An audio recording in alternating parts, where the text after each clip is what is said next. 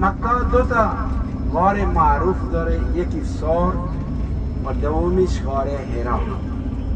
ثور اسم این غار ثور گذاشته شده چون اون کوهی که اونجا داخل این غار در او کوه قرار گرفته اون ثور داره.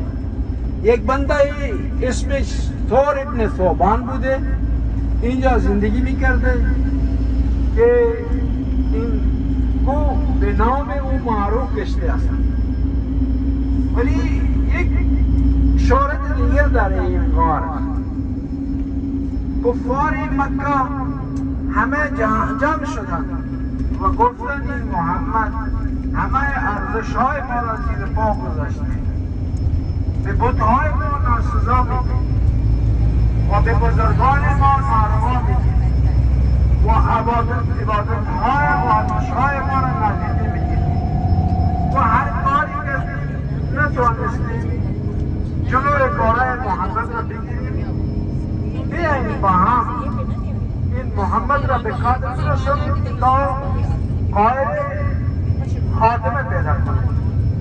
بعد دیدن اگر محمد را به قدر برسونیم همه بنی هاشم از ما انتقام خواهند گرفت. چیکار کنیم؟ گفتن که ما سعی کنیم در قتل محمد یک نفر شریک نشد، چندین نفر دست داشته باشن تا نمیتوانند بنی هاشم قصاص بگیرن و قاتل را به قتل برسونند. چون از قبل از اسلام هم این قانون بود، یک قصاص بود، یک دیات بود. یک نفر قاتل می بود قصاص می شد و چندین نفر می بودن دیه می شد. گفتن که از هر قبیله یک نفر را سهیم این کار بسازیم تا بنی هاشم نتوانند انتقام بگیرن. حتی یک نفر از بنی هاشم را هم برگزیدن به نام ابو لهب. جلسه گرفتن، گفتن که شب هنگام خانه محمد را محاصره میکنیم و هر موقعی که فرصت یافتیم و موقعی میسر شد میریزیم و محمد را به قتل میرسونیم.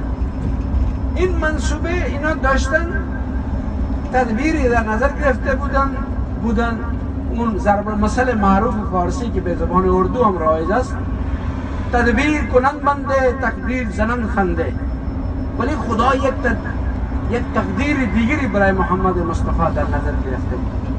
وحی آمد گفت محمد اینا میخوان تو را به قتل برسونن، شما از این مکه هجرت بنمایید طرف مدینه. و از اون طرف محمد مصطفی به مردم مدینه علاقه برقرار کرده بود و تماسایی بین نبی کریم صلی الله علیه و آله و سلم صلوات برستید.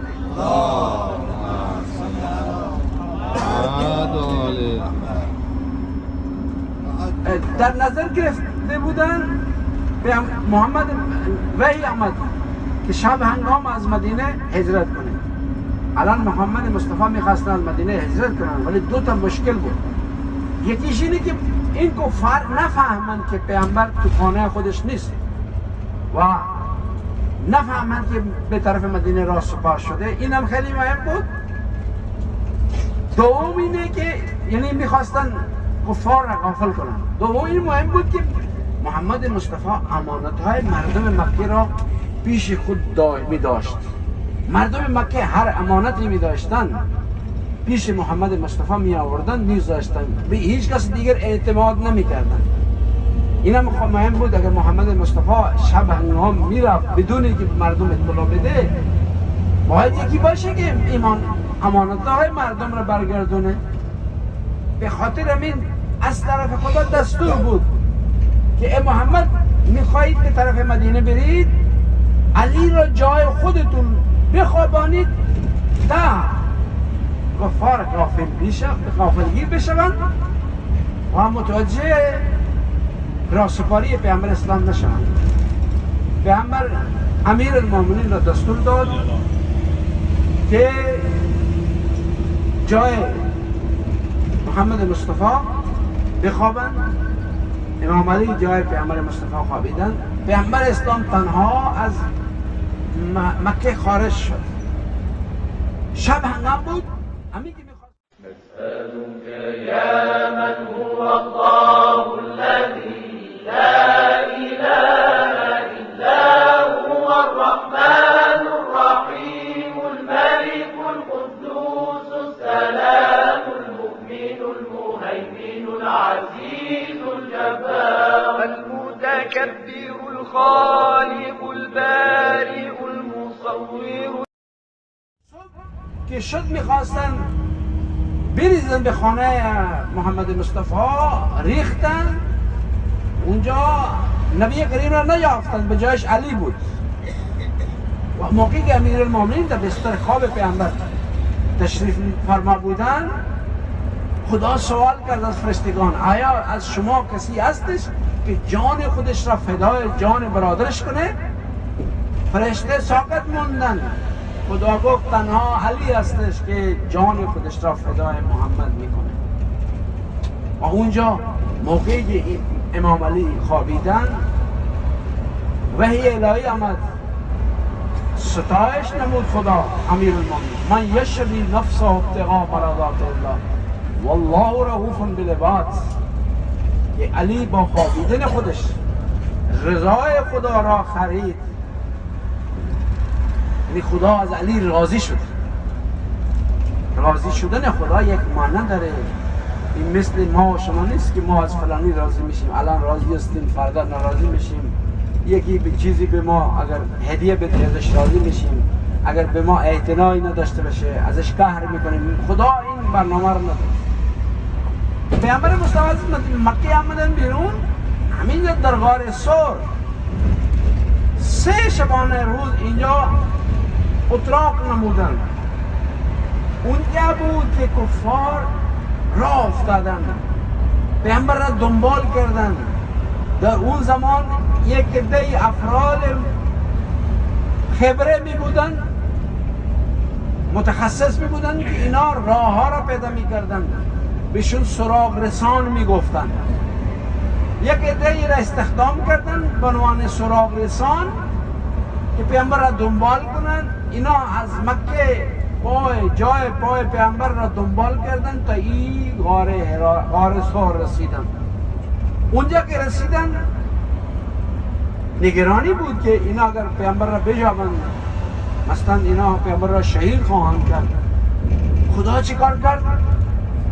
در این دهانه غار آمد عنکبوت تار خودش را تنید و همچنین یک کبوتری آمد لانه خودش را ساخت تا اینکه کفار متوجه نشن.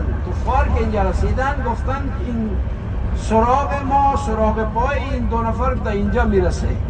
اینجا که آمدن پیامبر داخل بود، متوجه شد، اینا آمدن. اینا که بیرون دیدن که آقا نه، اینجا عنکبوت تار خودش تنیده و لانه هم وجود داره، امکان نداره که داخل این غار رفته باشن. ولی داخل موقعی صدای اینا را شنید، ابوبکر شروع کرد به گریه کردن.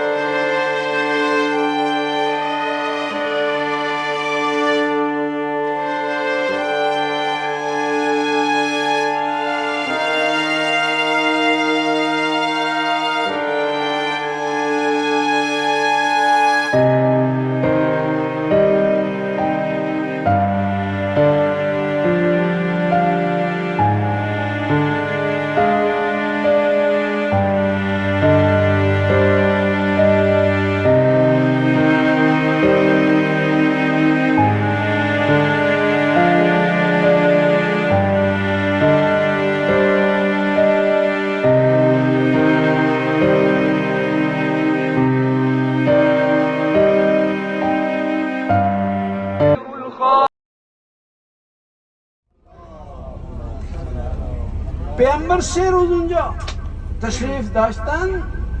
بعد از 3 روز راه سپار شدن طرف مدینه. بین راه یک نفر با 50 تا سواره پیامبر را دنبال کرد. اسمش بود اسلم اسمش بوده. بعد بین راه به پیامبر رسید، میخواست پیامبر را به شهادت برسونه. پیامبر ازش سوال که اسمت چیه؟ گفت اسلم. گفت اسمت اسلمه، بعد میخواید ما را بکشید؟ اسلم یعنی اسلام بیار. همین حرف را که زد، این حرف روش تاثیر گذاشت. خودش و 50 نفر هم مسلمان شدن و تا آخر آدم مسلمانای حقیقی و واقعی و کرس و محکم بودن. یک صلوات بفرستید. अब यहाँ हम पहुंच चुके हैं, तो मौलाना साहब इंशाल्लाह उतर कर आपको उर्दू में बताएंगे इंशाल्लाह. माजरत से आसन. अब हम गारे हिरा की तरफ जा रहे हैं. नबी करीम सल्लल्लाहु अलैहि व आलिहि वसल्लम को वही रसाली से पहले खुदा की तरफ से पैगाम आते थे हिदायत के, और उसी बिना पर नबी करीम रजब के महीने में और रमज़ान के महीने में कुछ वक्त गुजारने के लिए, इबादत करने के लिए गारे हिरा तशरीफ लाते थे. और गारे हिरा जब तशरीफ लाते थे तो यहाँ इबादत करते थे और आपके लिए खाने का पीने का इंतजाम हज़रत खदीजा करती थी या इमाम अली, और मक्का से लाकर इनके लिए यहाँ खाना पहुँचाते थे. नबी करीम इबादत कर रहे थे. एक दफ़ा रजब के महीने में 27 रजब को, जिसे बेसत भी कहा जाता है, खुदा की तरफ से पैगाम आया. सूरह अलक नाज़िल हुई. ये सूरह अलक यानी कुरान की पहली सूरह नाज़िल हुई है इस गारे हिरा में. ببخشید خدمت باید فارسی شده. الان داریم غار حرا میریم. غار حرا اون مقامی است که پیغمبر اسلام یک مدت اینجا مشغول عبادت شد. قبل از اینکه پیغمبر اسلام خدا مبعوث کنه و اعلان نبوت داشته باشد، وحی برایشان می آمد، پیغام الهی برایشان می رسید و اشاراتی از طرف خدا بهشون می رسیدن که یک صلوات بفرستید. پیغامی از طرف خدا می رسید. بنابراین برای عبادت و ریاضت و برای نزدیک شدن به خدا، تقرب الهی، پیغمبر اسلام به غار حرا تشریف می آوردند، مخصوصا در ماه رجب و ماه رمضان. پیغمبر اسلام یکی از روزهای ماه رجب اینجا تشریف داشتند و این هم باید یاد داشته باشید که موقعی پیغمبر اسلام اینجا میموندن، چندی روز میموندن که نان و خورد و خوراک ایشون را امام علی و حضرت خدیجه فراهم می آوردن و سختی هر روز به اینجا می رسوندن و این غار از دهانش میشه مکه را دید.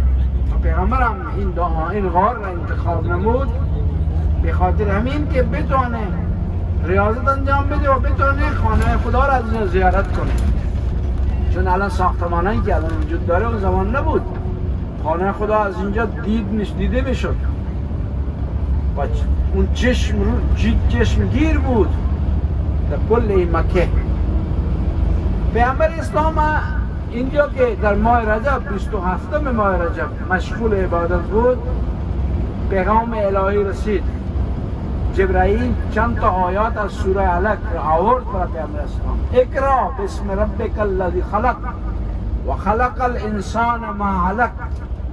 در همین غار نازل شد. پس اولین آیات و نخستین آیات کلام الله المجید در همین غار بر پیغمبر اسلام نازل شد. اگر سوالی کسی داشته باشه که اولین آیات کجا نازل شد و مکان نزول اولین آیات کجا بوده، همین غار حرا.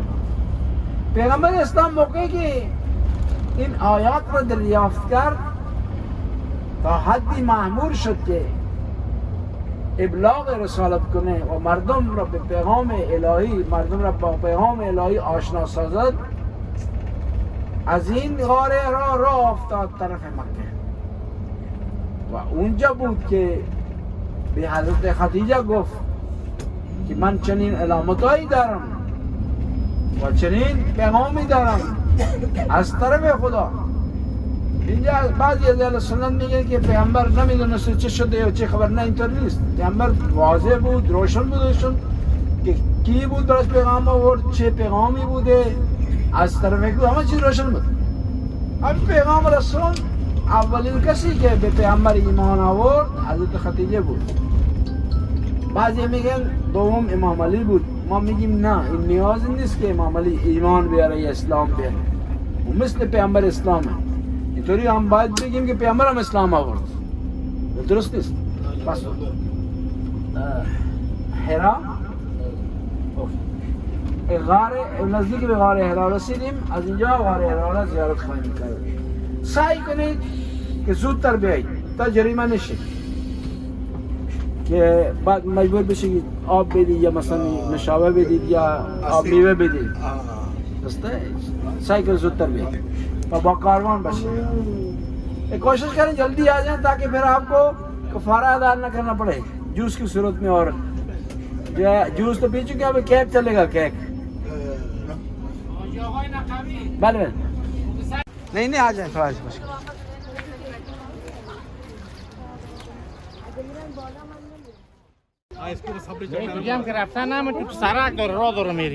कुछ चीज़ें ऐसी हैं जो वाकई अजीब व गरीब भी है और बहुत ज़्यादा हमारे लिए सबक आमोज भी है. उनमें एक है गार सौर. गार सौर में दो चीज़ें हैं.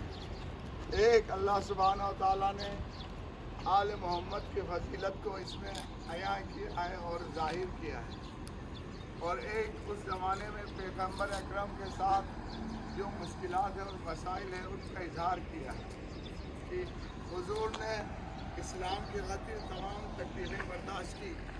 आखिर एक वक्त वो आया कि सारे कुफार मिल के कहने लगे कि بین نزدیک حاجی خانم بفرمایید. پیش بیاین. حاج خانم، حاجی خانم پیش بیا. بسم الله الرحمن الرحیم.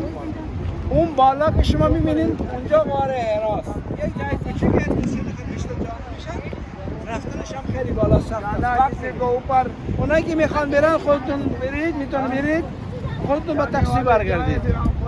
ولی اکثر مردم نمیره، همه جمع زیارت میکنن. چون اونجا چیزی خاصی نیستش، فقط جای کوچیکیه که پیامبر اسلام اونجا عبادت میکنه. من نرفتم. حالا با تو راست دهن غار همون سمت چپ است؟ نه، او بالاست. بالاتره؟ بالاتر. اون بالای راست. ولی ماشین هم بیر از ماشین های خوب باشه کرا کنید. سرک دارن نه سرک نداره. تازیه درست کرد. بسم الله الرحمن الرحیم. این پشت سر ما که می‌بینین غار حراست. پیغمبر اسلام قبل از اینکه بعثتشون اعلام گردد و نبوت و رسالتشون علنی بشه، روح صادقه بهشون میرسید، پیغام الهی بهشون میرسید و به خاطر این پیغام پیغمبر اسلام در این غار حرا تشریف می آوردن. در ماه رجب و ماه رمضان مشغول عبادت می شدن، 3 روز 4 روز 10 روز. و حضرت خدیجه و امام علی بهشون نان می رسوندن. همینجا یک دفعه مشغول عبادت بودن که جبرائیل آمد پیغام الهی را رسون. اقرا باسم ربک الذی خلق، که بخوان به نام خدا که تو را خلق کرده و شما را نوشتن و خواندن آموخته و شما را یاد داده چطوری به قلم بنویسید. اینجا پیامبر اسلام وحی الهی را دریافت کرد و اولین وحی و اولین آیات قرآن در همینجا در غار بر پیامبر اسلام نازل گردید. از اینجا به پیامبر اسلام به رفت خانه به حضرت خدیجه اعلام کرد که من به رسالت مبعوث شدم، این پیام الهی را دریافت کردن و همه باید از من اطاعت کنن و دین اسلام را بپذیرن. پس اونجا یک عده بودن، اولین کسی که اسلام را پذیرفت حضرت خدیجه بود. پس از این طریق آغاز اسلام و آغاز آیات قرآنی از این غار حرا بود. این غار حرا خیلی بالاستش. الان تازگی یک راه هم درست کردن، جاده کشیدن خاکی، ولی قبلا این نبوده و از طرف دیگر پله هستش ولی نامنظمه، خوب درست نکردن. یکی کوچکه یکی بلنده، بعد دورش حصار چیزی نیستش و حفاظ نیستش، خطرناک است. و بالا که میرید قبل از این اونجا خدمتش مهمون هم زیادن، مهمون اینجا زندگی میکنن و بعضی از که توانایی دارن و استمنا دارن میتونن بالا برن و اونجا را زیارت کنن. معمولا زائرین، عمره کنندگان و حجاج تا همینجا میان، از همینجا بالا را میبینن و زیارت میکنن. سلامت الله. اب हम غار हिरा की तरफ जा रहे हैं। नबी करीम सल्लल्लाहु अलैहि व आलिहि वसल्लम को वही रसाली से पहले खुदा की तरफ से पैगाम आते थे, हिदायत के, और उसी बिना पर नबी करीम रजब के महीने में और रमज़ान के महीने में कुछ वक्त गुजारने के लिए, इबादत करने के लिए गार हिरा तशरीफ लाते थे।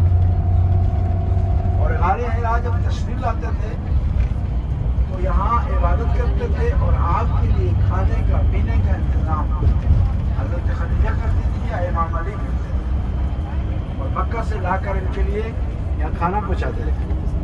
नबी करीम इबादत कर रहे थे। एक दफ़ा रजब के महीने में 27 रजब को, जिसे बेसत भी कहा जाता है, खुदा की तरफ से पैगाम आया, सूरह अलक नाज़िल हुई। ये सूरह अलक यानी कुरान की पहली सूरह नाज़िल हुई है इस गार हिरा में। बात फारसी सुन अलमदारी गार हिरा में। गार हिरा उन मकामी है कि पैगम्बर इस्लाम एक मुद्दती जो मशगूल इबादत शुरू قبل از اینکه پیامبر اسلام خدا مبعوث کنه و اعلان نبوت داشته باشن، وحی براشون می آمد، پیغام الهی براشون می رسید و اشاراتی از طرف خدا بهشون می رسیدن که یک صلوات بفرستید. پیغامی از طرف خدا می رسید. بنابراین برای عبادت و ریاضت و برای نزدیک شدن به خدا، تقرب الهی، پیغمبر اسلام به غار حرا تشریف می آوردند، مخصوصا در ماه رجب و ماه رمضان. پیغمبر اسلام یکی از روزهای ماه رجب اینجا تشریف داشتن و این هم باید یاد داشته باشید که موقعی پیامبر اسلام اینجا میموندن، چندی روز میموندن که نان و خورد و خوراک ایشون را امام علی و حضرت خدیجه فراهم می آوردن و سختی هر روز به اینجا می رسوندن و این غار از دهانش میشه مکه را دید. پیغمبر هم این غار را انتخاب نمود به خاطر همین که بتونه ریاضت انجام بده و بتونه خانه خدا را از اینجا زیارت کنه، چون الان ساختمانایی که الان وجود داره اون زمان نبود. خانه خدا از اینجا دیده میشد و اون چشمگیر بود در کل مکه. پیامبر اسلام اینجا که در ماه رجب 27 ماه رجب مشغول عبادت بود، پیغام الهی رسید جبرائیل چند تا آیات از سوره علق آورد برای پیامبر اسلام. اقرا بسم ربک الذی خلق و خلق الانسان ما علق. در همین غار نازل شد. پس اولین آیات و نخستین آیات کلام الله المجید که همین غار بر پیغمبر اسلام نازل شد. اگر سوالی کسی داشته باشه که اولین آیات کجا نازل شد و مکان نزول اولین آیات کجا بوده، همین غار حرا. پیغمبر اسلام موقعی که این آیات را دریافت کرد تا حدی مأمور شد که ابلاغ رسالت کنه و مردم را به پیغام الهی، مردم را با پیغام الهی آشنا سازد. از این غار حرا راه افتاد طرف مکه و اونجا بود که به حضرت خدیجه گفت که من چنین علامتایی دارم و چنین پیغامی دارم از طرف خدا. اینجا بعضی از اهل سنت میگن که پیامبر نمیدونست چه شده یا چه خبر. نه، اینطور نیست. پیامبر واضح بود، روشن بودشون که کی بود براش پیغام آورد، چه پیغامی بوده، از طرف خدا، همه چیز روشن بود. همین پیغام رسول اولین کسی که به پیامبر ایمان آورد حضرت خدیجه بود. بعضی میگن دوم امام علی بود. ما میگیم نه، این نیاز نیست که امام علی ایمان بیاره، اسلام بیاره. و مثل پیامبر اسلامه. اینطوری هم باید بگیم که پیامبر هم اسلام آورد. درست نیست. بس حرا غار نزدیک به غار حرا رسیدیم. از اینجا غار حرا را زیارت خواهیم کرد. سعی کنید که زودتر بیایید تا جریمه نشید که بعد مجبور بشید آب بدید یا مثلا نشابه بدید یا آب میوه بدید. درسته؟ سعی کنید زودتر بیایید و با کاروان باشید. کوشش کریں جلدی آ جائیں تاکہ پھر آپ کو کفارہ ادا نہ کرنا پڑے جوس کی صورت میں. اور جوس تو پی چکے اب کیک چلے گا. کیک بله